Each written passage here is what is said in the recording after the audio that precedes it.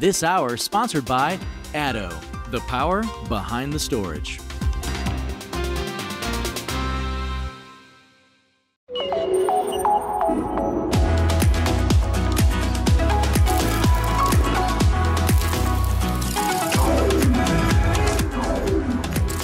This is NAB Show Live. Hello, welcome to NAB Show Live, brought to you by Broadcast Beat. I'm Sadie Groom, I'm the Managing Director of Bubble Agency. I've got some great guests with me today. So we're going to start talking about how you get ROI from your content, that all-important question. So, Kerry, you can start. You're from Imagen, and you work with a lot of people and their content. So what are you seeing as how people can get money? Yeah, so I work in the commercial team at Imagen, and we work with businesses who want to make their content available for commercial purposes. And having that content available means that you can share it with more users, with more of your broadcasters, sponsors, and promoting your brand throughout. So highlighting your brand and not necessarily taking monetization directly from the content in the first instance, but maybe doing that later down the line through subscription-based archive clip sales. It's important for a whole variety of different industries for different reasons, and essentially making that content available is the first step in doing that. Yeah. Ian, do you want to tell us all a bit about Promethean? I'd be delighted. You'd be delighted to. So it's interesting you talked about the fact that you don't need to necessarily make money at first instance. What Promethean is all about is delivering ROI using real time. So we have an interactive video platform that is all about measurable, engaging content. We use overlays to drive an ROI, and it could be that we, over the top of that content, we put adverts, we put a call to action that drives people towards a commerce, a coupon, something like that. The key to us is we found that so many people are investing in content. Content is king. ROI has to be the crown on the head. You have to be able to deliver a revenue source, but it has to be one that's not disruptive, that fights against the audience. So Promethean is all about these overlays, contextual and measurable and relevant, so that the viewer doesn't just go, I don't want any of that. There's something that I can engage with. So David, what do you think, the challenges are for media companies that have to get this ROI? So our perspective is we're a software company that focuses on providing best-in-breed storage experience. That comes from engaging the customers and finding out, when you ask what their real problems are, there's a fundamental business underlying component to it. So if the workflow is supporting the business objectives, then the tooling is going to be enabling these new capabilities to occur. So some of the speakers that have been sitting here have talked about being able to leverage cloud resources to be able to apply them and get the media into the cloud to extract that value through AI and ML resources. We bring those resources from the cloud into local infrastructure with our architecture. So being able to support search with AI and pull in some plugin capabilities to take all these scalable technologies that are leverageable from the cloud and apply that to local data resources is the first fundamental thing that we do as Pixit Media with our Pixstore product. The next layer becomes, what if we reverse that relationship and put our Pixstore product into the cloud, so now it's able to offer a collaborative workflow capability with other resources already spinning up into the cloud. So ultimately it becomes, it's irrelevant to where the data is, that you're extracting the value from the data. Then it becomes the efficiency by which that value gets extracted. So there's a lot of companies that do a lot of cool technology development and tooling that we want to plug into as a storage platform, because we feel we're better at solving these workflow problems through collaboration than trying to be the one company that invents it all. And by that leverage, a lot of cool new capabilities are coming into market. Better security, which is a constant emerging concern for businesses to go, with my archives, exposing that data back into revenue generation channels means I need to make sure I do it in a secure fashion. And being conscious of those capabilities matters to us. David? David number 2, or David number 1, my co-host. I'll just go by David. Just go by David. If we go back to the initial question around generating ROI around content, we at Primestream in no way tell you how to do that. Right. But we are the system that will support your efforts. The business model is up to you to define.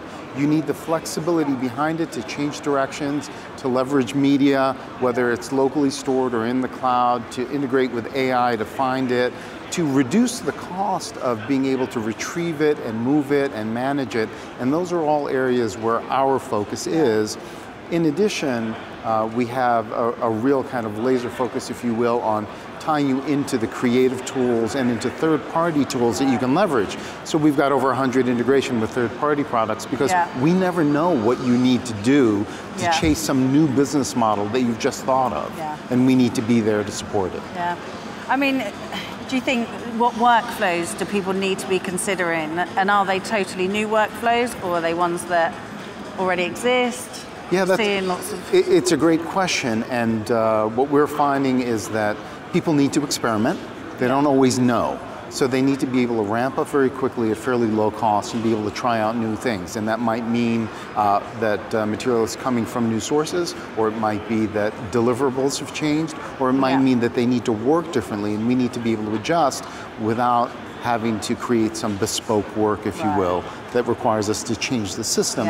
We need the flexibility within the system to be able to respond. I think, if I can just contribute on the subject of workflows, I think that people are afraid of workflows when they needn't be, right? People like to have this factory line process and deliver their video, and I understand that there's a commercial reality to it, but the way that we view video is it's very much an adjunct of the social media function. So if you, for example, you're at a sports game and you have your social media people out there live tweeting and creating clips and being, creating an immersive experience for your viewing public, then you can use the same kind of, our tools, our interactive experience, and drop it in that. The same people that are already performing that function should be able to help you monetize your content. Because ultimately it's all about engagement and using that engagement to create a conduit to commerce with that audience.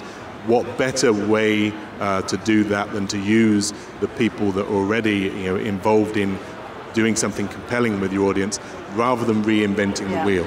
And do you think, sorry, carry on, Kerry. Our view of workflows is quite predominant in thinking of ROI because we look at the full end-to-end workflow for archive, for in-season portals, and things that are really important for our customers is flexibility to their existing solutions, their existing workflows, and we challenge them on how they can revamp them and make them more efficient. And because there are no proper standards for workflows and the end-to-end content journey, we actually find that we need to be flexible to the customer to help them along their thinking of the process. So it could be something from where all their content is stored and how they transfer that content and how they deliver it to whoever their stakeholders are. But the ROI in that is looking at that full workflow and trying to create efficiencies there. So it's not directly giving them commercial monetization, but it is giving them long-term ROI through consolidation and making better use of the staff that they have in-house as well. Are there types of content that are more ripe for monetization? I types think of programming, like sports, for example. Types of genres. I think ultimately any type of content can be monetized many different ways. And, I agree with everything that everyone's been saying.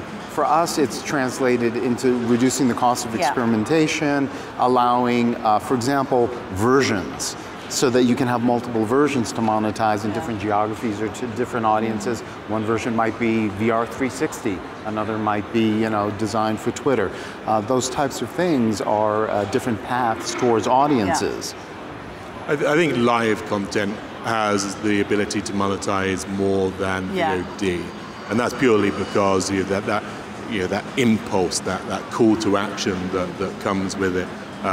VOD will always be there and forms this kind of long tail of revenue. It's the immediacy of live. And then you talked about in terms of types of content.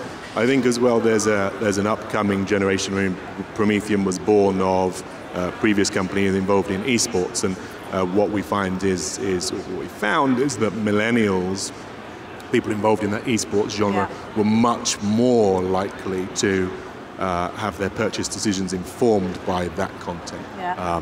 And what we're now seeing here to leverage that point is that it is now coming from esports to traditional sports, and you find that there's a bleeding between the spheres, and people are learning from different cultures. See, I would argue separately that there's a lot of quick answer, quick little thing. Unfortunately, we've got to wrap up. So I would argue there is value to be extracted from long tail content too, because a lot of it comes down to the additional fragmentation of the audience that we're trying to reach. So esports has emerged, other additional traditional channels already exist, and there's leveraged value to be found as audiences have more devices and more ways to pursue and acquire content, that the ability to get the ROI from it, from long tail old content, live content repurposed, is a matter of pick your niche, apply the workflow, and target and monetize that. So unfortunately, we do have to wrap up this session. I know we could get talk them about everywhere you talk can. about money, but thank you to my guests, and you can carry on having this discussion after.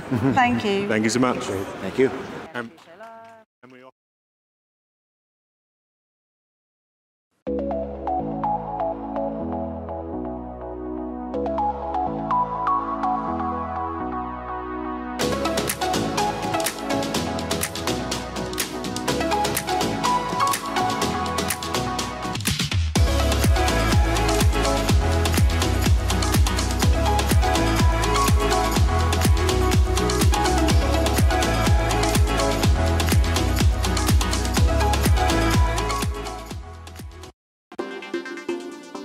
This hour sponsored by Addo, the power behind the storage.